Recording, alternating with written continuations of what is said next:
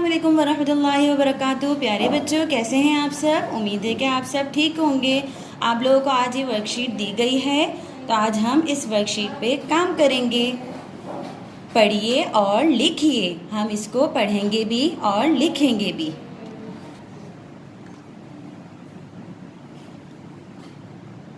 बाबा, बे अलिफ बा, बे अलिफ बा, क्या बना? बाबा। बे अलिफ बा कितने हुर्फी अल्फाज हैं?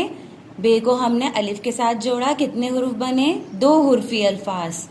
2 हुर्फी अल्फाज को मिला के हम 4 हुर्फी अल्फाज बना रहे हैं। बे अलिफ बा, बे अलिफ बा, बाबा।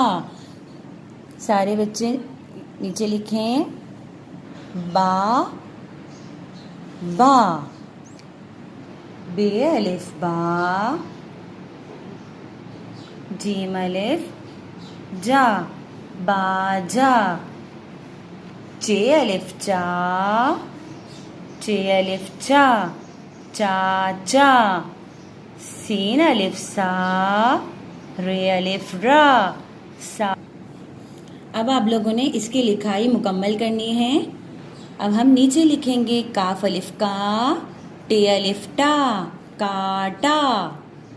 गाफ अलिफ गा, ते अलिफ ता, गाता।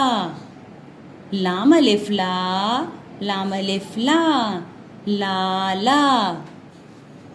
ते अलिफ ता, रे अलिफ रा, तारा। इसकी भी लिखाई मुकम्मल करनी है आप लोगों ने, और इसको पढ़ना भी है। अल्लाह हाफिज।